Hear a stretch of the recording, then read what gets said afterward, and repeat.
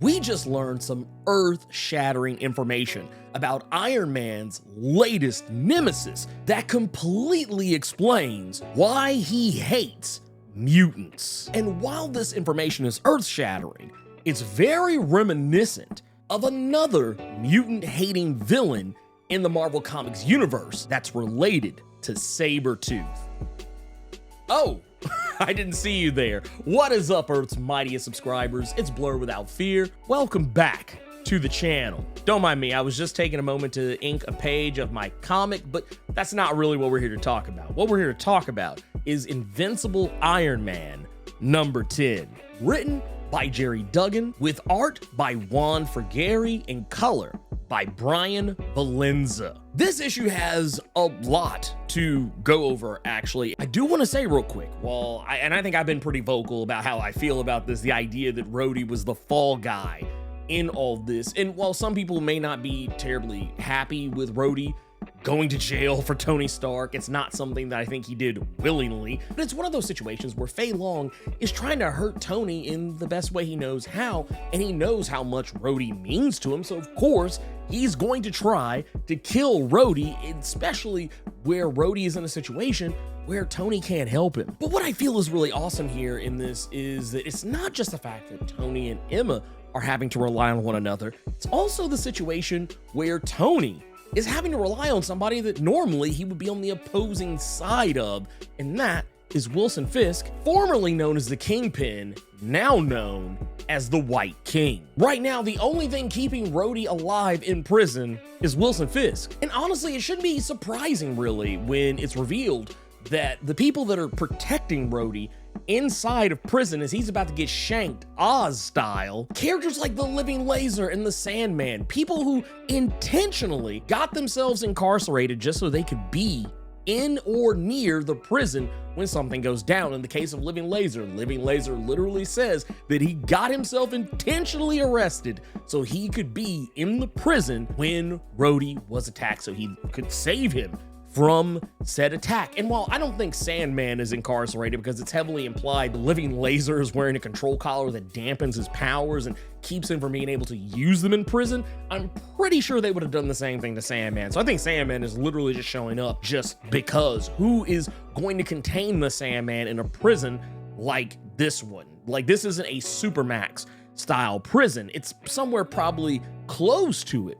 This is not a prison that can hold the Sandman. So yeah, the idea that Wilson Fisk, who right now is not in the same financial situation as Tony, he has money, he has means, so he's not in a situation where, as Living Laser says, Tony couldn't afford him right now, but Wilson Fisk can. You have a guy like the Living Laser, someone who, for all intents and purposes, is a villain to people like Iron Man. But in this case, Tony is in a roundabout way indebted to him. Though more specifically, he's indebted to Wilson Fisk, and we see in this the instance, which technically it's a flashback, but the instance where Tony has to admit to Wilson Fisk that he needs him. Otherwise, Rhodey's a dead man. All the while, Feilong is just sitting by, lapping it all up, watching Tony from just across the way, as he always has been this whole time, having a front row seat to Tony Stark's misery. And while he doesn't necessarily know that Hazel Kendall, the now wife of Tony Stark, because as we talked about with the previous issue, it wasn't the marriage of Emma Frost and Tony Stark, it was the marriage of Hazel Kendall and Tony Stark. So right now, Miss Hazel Kendall Stark is a thing. Feilong still at this precise moment does not have any clue that Hazel Kendall is really Emma Frost, the woman who he has been trying to hunt down with his Stark Sentinels the entire time. And getting back to necessity in this, we learn a little bit more about why Emma and Tony are forming this alliance between themselves, whereas you can tell they don't genuinely like each other still at this point. Well, I think they are definitely more friendly to one another than they probably would have been in the past, but you can tell there is something that is forming there, and I feel like while Emma might have her defenses up just a bit more than Tony is, you can tell that Tony is kind of starting to buy into it. But this is still, once again, it's a marriage of convenience. And while in the previous issue it seemed like the reasoning behind their alliance and forming this marriage seemed a little weird, seemed a little flimsy at best. I mean, still, you could see the long game working, and we get to see that the long game was actually not that far away to begin with. Jerry Duggan is not making us wait too long to see what was actually the ultimate plan between Emma and Tony Stark in regards to getting married. And the whole idea here is that Tony Stark knew that because of the fact that Feilong is so invested in Tony Stark's misery, he wants to be there to see him fail at every single moment. The idea that Tony was marrying as what Feilong calls the help, because Hazel Kendall is supposed to be the Quotey Fingers assistant to Tony Stark. That is the cover of Hazel Kendall, so that no one is on to the idea that she is truly Emma Frost in all this. Of course, Feilong would show up to crash Tony's Las Vegas wedding because no one else is coming to it. Whereas all the fanfare showed that, oh, we're gonna see X-Men on one side and Avengers on the other side.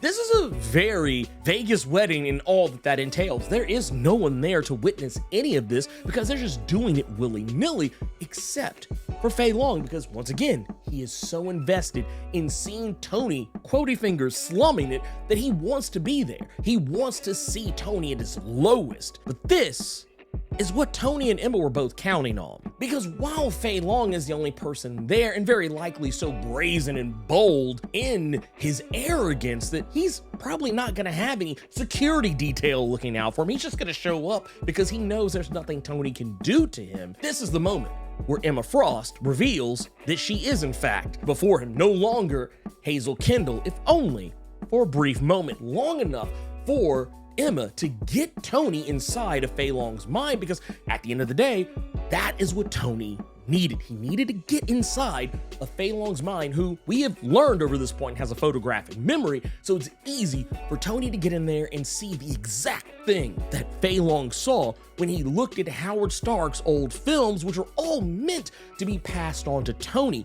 The reveal that Howard had made just a few issues ago, that he discovered a metal that was not on the periodic table that existed outside of reality. I posited that that metal was very likely Mysterium, and we learn in this issue that's exactly what it was. What Howard Stark had discovered all those years ago was the white hot room. That was the pocket outside of reality that Howard Stark was trying to get to. And it kind of makes sense as to why he failed in that regard. I'm honestly curious to learn what was the ultimate sum total of his efforts to get in there. But that's a whole other story altogether. We know that he didn't actually get to it, but I'm curious if we'll ever see any, tape revealing, what actually happened when he attempted. But yes, Mysterium is exactly what Howard Stark had found, and now they know exactly what they need to combat Feilong. Because that's one of the big issues with Stark trying to take on Feilong. He's using the Mark Nil armor, which is not made for combat, it's made for stealth. And while it would technically be better than just about anything anyone else would probably be able to come up with over a weekend, trying to create their own Stark Tech armor, it's still not up to snuff to take on Feilong. Hell, Tony's most up-to-date armor was barely enough to hang with Feilong, so the Mark Nil's just not gonna cut it. He needs something bigger, he needs something better. And while he has already raided Ezekiel Stane's technological treasure trove and all that entails, which means we'll probably very likely see a receipt later from Ezekiel Stane, but now Tony knows exactly what he needs to build the perfect Iron Man armor and arsenal to take down Feilong. All he needs is for you to hit that like button. Because at this particular point in the video, if you're still here watching, you've gotta like the video to some degree. So go ahead, hit that like button. And another thing Tony needs you to do is click that subscribe button, as well as tap that notification bell so you stay up to date every time I release a new video breaking down the Invincible Iron Man, as well as other comics from Marvel, DC, and wherever else. But anyway, back to the video. What Tony needs is Mysterium. Just so happens to be the bread and butter of mutant kind. This all makes it sound like it's so incredibly easy, but the thing is, because of everything that happened at the Hellfire Gala, mutant kind's foothold on Earth has been rendered completely null and void, so I think it's safe to say that their stronghold over the Sol system and having that dominance in the cosmic spectrum, I believe is probably rendered nebulous at best. They may still have access to Mysterium, and in huge quantities. We know they were mining the shit out of it during the Sword series. The reason why Mysterium will give Tony that edge is because while it is not the most powerful or most durable or most, sharp metal in the history of the Marvel Comics universe, adamantium still kind of has the top tier on that one, but Mysterium is still incredibly durable. I would say it is technically right up there with vibranium when it comes to how coveted it is as a metal. We have seen that it is incredibly durable, it is incredibly heat resistant, and while we have also seen that it is very capable of negating magic, we've seen a lot of this over on the Scarlet Witch side of things, but it's a metal that only mutants have access to, and so far as we know, Orcus does not have access to it yet, though I would be very shocked if they haven't tried to get their hands on it in some way, shape, form, or fashion, or it will be revealed that they have gotten their hands on some of it coming up here very soon. But Tony's gonna need it because he knows those Stark Tech Sentinels that Feilong is employing, they have access to a lot of Tony's old protocols, stuff that goes back as recent as Avengers versus X-Men, when he refers to the Magneto protocols. The Stark Tech Sentinels have the exact same technology that gave Tony an edge against Magneto even back then. So there's no telling what else they're capable of. So he's gonna need this Mysterium if he's gonna stay in this fight. Now, of course, some might think, well, okay, well, technically, they already have some Mysterium right there. They have the necklace that Forge had given to Emma Frost that she's wearing in this issue. That's not gonna be enough. He needs the whole thing if he's gonna be able to build the things he needs. He's gonna need to build his ion cannons. He's gonna need to build pulse cannons. He's gonna need to build repulsor cannons. He's gonna need to build everything. And I guarantee you, he is not going to get a hold of that Mysterium without even so much as thinking as building a Orcus Buster. Mark my words, we're gonna get an Orcus Buster. I can tell you that right now. But the real crown jewel in all of this is that Feilong is revealed to have been lying about his parents. We saw in the very first issue of Jerry Duggan's X-Men series, when Feilong was first introduced, that apparently his parents had abandoned him, that when he was growing up, he had pretty much done all the things that Tony Stark had done at a much younger age, having graduated MIT at age 13, summa cum laude, and even earning his first $100+ million by the time he was age 15 in just a single day. And it's implied that his parents used him for his money and just ran off, like disappeared into the ether, and that's not true. When Emma does a little bit more digging into Feilong's mind while she has access to it, she discovers that Feilong's parents didn't abandon him at all. There are no daddy issues here. There are no mommy issues here when it comes to Feilong. In fact, it's actually quite the opposite. Feilong's parents didn't abandon him.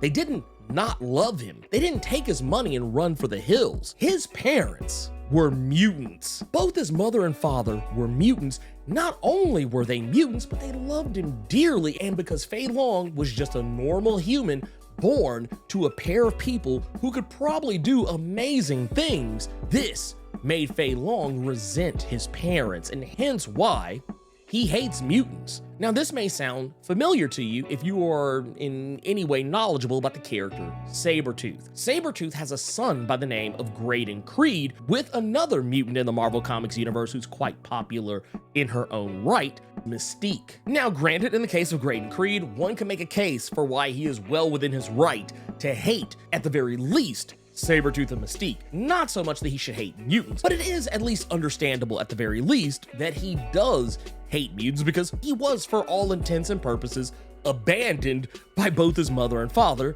who were both mutants. Abandoning him because he was just a normal kid. He was nothing remarkable. He was just a regular person. But this here with Feilong is the version of the story where the parents don't abandon the kid because he's normal. They love him even more. Because of his lack of homo superiority does not make him any less their child. And yet Feilong was jealous of what they had and felt that it was his birthright in order to be a mutant, and since he was denied that makes him hate mutants even more. So yeah, we literally got like a sort of reverse Graydon Creed situation that ultimately gets you the exact same result. And now that Tony and Emma know this, they can now use this against him. So not only do they have knowledge of what Howard Stark have been hiding all this time. Not only do they have knowledge of the schematics and the inside out knowledge on everything the Stark Sentinels are capable of, but now they know Feilong's dark, dirty secret. And honestly, I can't wait to see how this is explored further. Like, what is going to happen if and when Tony makes the reveal? Because we already know Feilong gets very defensive. When his parents are brought up, Tony has already used this against him before, and it gave him an edge in the fight. But if he were somehow able to reveal that he knows who Feilong's parents really are, especially what they are, that is going to throw Feilong completely off his game, which is going to be pretty impressive for a guy who typically is calm as a coma. But anyways, that's really everything I really wanted to talk about with what was going on in Invincible Iron Man number 10. If you enjoyed this video, do the YouTube thing, like, share, comment, subscribe, and make sure you tap that notification bell so that way you don't miss out on any of the videos I put out. Thank you so much for taking the time to watch this video, and let me know what you thought about Invincible Iron Man number 10. Keep it plus ultra and sound off in the comments.